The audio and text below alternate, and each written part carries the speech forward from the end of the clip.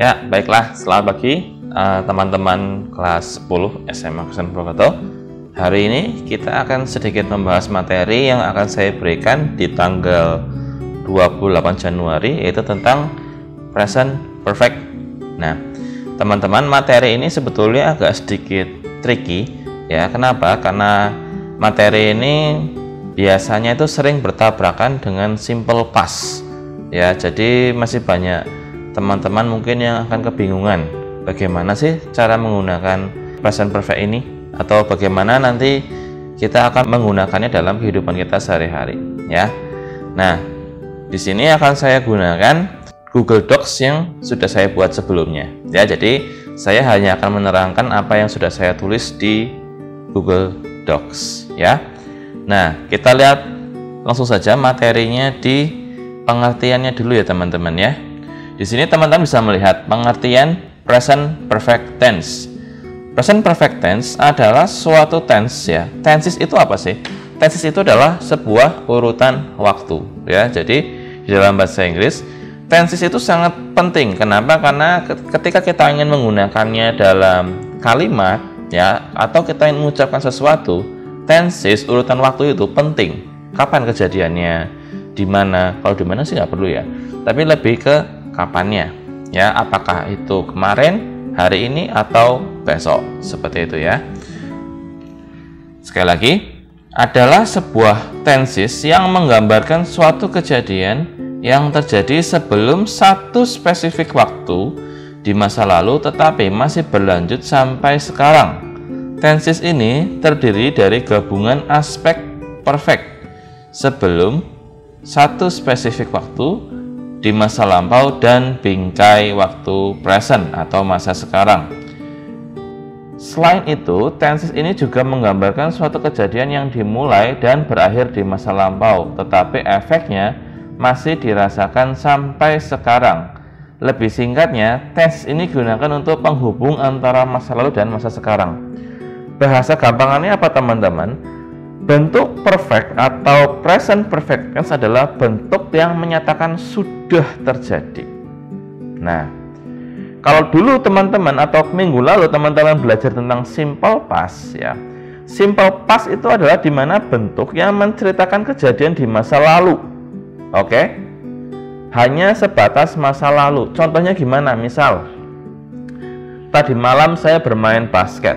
Contoh seperti itu kalimatnya. Ya, last night I played basketball. Oke, itu kalimat simple past. Ya, tetapi untuk kalimat present perfect tidak seperti itu. Sekali lagi, present perfect adalah bentuk yang sudah terjadi. Beda loh ya, sudah terjadi dengan menceritakan di masa lalu. Contohnya seperti ini teman-teman.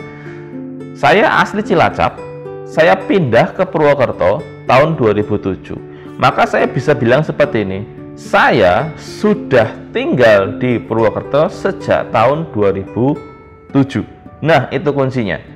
Bandingkan dengan kalimat yang tadi malam saya bermain basket, itu simple past ya. Lalu saya mau ngomong lagi, saya sudah tinggal di Purwokerto selama 13 tahun ya, 13 tahun.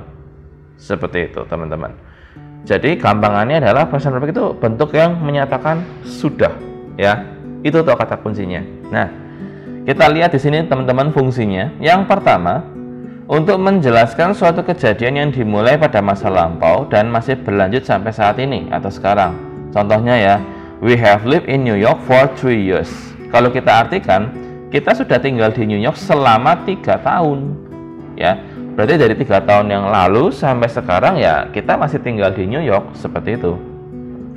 Yang kedua, she has studied in Melbourne since 2 years ago. Dia sudah belajar atau dia sudah kuliah di Melbourne sejak 2 tahun yang lalu. Berarti dari 2 tahun yang lalu sampai sekarang dia masih di Melbourne ya. Seperti itu ya, paham ya konteksnya ya. Nah, berikutnya fungsi yang kedua, untuk menjelaskan kejadian yang dimulai dan berakhir di masa lampau dan efeknya masih berlanjut sampai saat ini. Contohnya, I have tasted the cake. Ya, contoh nih. Ya, konteksnya misal mama kamu misal beli roti atau beli kue, ya. Terus ditanya, Dek, udah dimakan belum? Oh, udah kok, tadi dikit. Ya, I have taste. Kapan ya tadi? Tapi sudah belum? Sudah, gitu ya. Yang kedua, Mario has submitted the task. Ya, ini konteksnya misal Mario punya teman ya, atau kamu punya teman namanya Mario, terus kamu tanya sama Mario, Mar, gimana? Tugasmu udah beres belum? Oh, sudah dikumpulin, gitu ya maksudnya ya. Jadi Mario has submitted the task. Oke, yang ketiga, fungsi yang ketiga, untuk menunjukkan bahwa suatu kejadian yang terjadi berulang kali di masa lampau. Contohnya, Alex has called you 5 times ya. Alex sudah memanggilmu 5 kali ya. Jadi teman-teman, jangan kita membayangkan present perfect itu untuk konteks yang jauh sekali, enggak ya. Itu sifat juga bisa sangat dekat ya. Memanggil kamu 5 kali itu konteksnya dekat banget ya, seperti itu ya. Yang kedua, I have read the book several times. Nah, ini mungkin konteksnya bisa jauh. Saya sudah membaca buku ini beberapa kali ya. Mungkin ini saya baca buku misal sudah yang ke-10 kali, saya memulainya dari 2 tahun yang lalu, contoh seperti itu. Yang keempat, untuk mengungkapkan kejadian yang baru saja terjadi, menggunakan bantuan kata just di sini ya. Oke.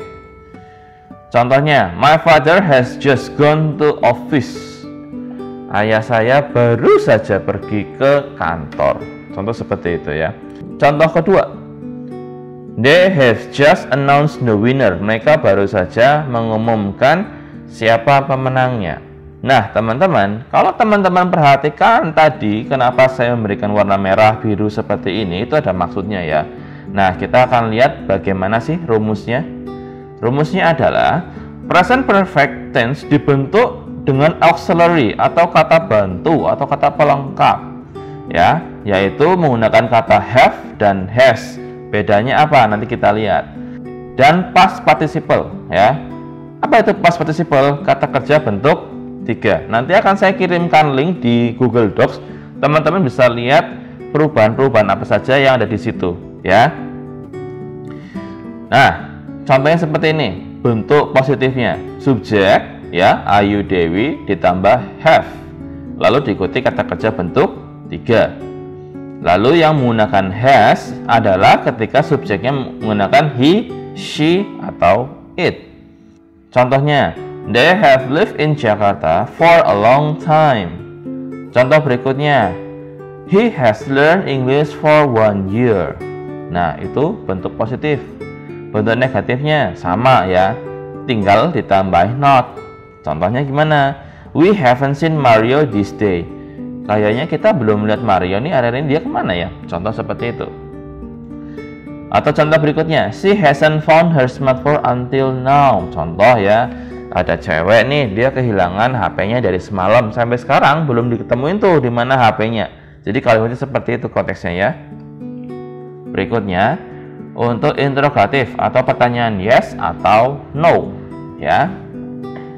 Contohnya, teman-teman bisa lihat untuk interrogatif itu diawali have atau has, jadi diawali auxiliary, diikuti subjek dan diikuti kata kerja bentuk 3. Contoh, have you eaten breakfast? Sudah sarapan belum? Contoh gitu ya. Has Mr. Adi given the task? Apakah Pak Adi sudah memberikan tugasnya? Contoh seperti itu ya. Nah, ini untuk WH question ya. Jadi teman-teman bisa melihat di situ. Untuk pertanyaan who, kenapa sih kita menggunakan has seperti ini? Alasannya jelas, bisa saja yang orang pelaku yang ditanyakan itu emang singular atau tunggal ya. Terus misal jawabannya orangnya rame-rame gimana? Ya sudah, nanti tinggal jawabannya mengikuti dengan rumus yang di atas menggunakan have. Contoh, semisal ada anak-anak bermain bola di lapangan, terus tiba-tiba nggak sengaja bolanya kena kaca, prang gitu. Terus yang punya rumah marah-marah, ini siapa yang main bola di sini? Nah, mungkin orang yang di luar mengatakan itu mereka. They have played the ball. Oke. Nah, ini teman-teman bisa lihat sendiri di sini ya, banyak sekali contohnya. Nah, di sini teman-teman untuk lebih jelas silakan buka link dan bookmark. Simpan ya link ini untuk sebagai bantuan kalian di kemudian hari nanti. Ya, di sini ada regular verb dan ada irregular verb. Nah, teman-teman, kalau teman-teman buka, contoh saya mau buka yang irregular saja di sini. Ya, saya klik. Nah, teman-teman bisa lihat di sini. Ya, jadi kata kerja lampau itu ada dua bentuk. Yang pertama itu regular, yang kedua itu irregular. Bedanya apa sih? Kalau yang regular, ya, jadi gini teman-teman, di dalam bahasa Inggris, perubahan kata kerja itu sangat sering terjadi, terutama untuk bentuk bagian lampau, ya, seperti itu. Nah, contohnya seperti ini nih, teman-teman perhatikan di sini ada 4 kolom. Infinitif atau verb 1 itu untuk present, verb 2 di sini itu untuk simple past, dan untuk bentuk perfect dia menggunakan kata kerja bentuk 3. Untuk menggunakan kata kerja bentuk 3 itu harus hati-hati, kita nggak boleh langsung seperti simple past. Contohnya semisal saya mau pakai kata-kata ask, contoh di sini ya, ask. Semisal, my mom asked me to go to the market yesterday. Contoh seperti itu. Pakai kata kerja bentuk 2. Loh, ini bentuk 2 sama 3 sama. Ya sudah, nanti tinggal kalau bentuk 3 tinggal ditambah have atau has, selesai. Gitu ya. Mungkin kalau untuk reguler atau yang beraturan seperti ini, ya tidak masalah, tetapi akan bermasalah kalau nanti kamu ketemu yang bentuk irregular, bentuk yang tidak beraturan. Contohnya seperti ini, misal saya mau pakai kata-kata Ethan aja yang paling gampang. Misal konteksnya seperti ini, misal ada teman ketemu saya, ya, dia cerita bahwa dia habis makan Pizza Hut, menu baru, ya, cheese lover, ya. Terus dia cerita, wah enak tahu ini gini ya. Terus dia tanya, kamu udah pernah makan belum cheese lover? Ya, dengan rasa bangga saya ngomong, I have eaten cheese lover pizza. Nah, seperti itu. Mari kita lanjutkan di sini. Nah, teman-teman, ciri-ciri paling umum dari present perfect adalah seringkali dia menggunakan for atau since. For itu untuk durasi, sedangkan since itu dimulainya kapan, gitu ya. For digunakan untuk menunjukkan berapa lama periode waktu berlangsung, ya. Contoh, I have lived in New York for 5 years. Saya sudah tinggal di New York selama 5 tahun. Contoh yang berikutnya di sini yang menggunakan since, they have moved here since 2018 atau 2018. Contoh seperti itu, ya. Nah, teman-teman, demikian video ini. Kesimpulannya apa? Kesimpulannya adalah, teman-teman, bentuk perfect adalah bentuk yang menyatakan sudah. Lalu present perfect itu bukan berarti bentuk yang sangat jauh sekali terus sampai masih berlangsung sampai sekarang. Sifatnya bisa sangat pendek.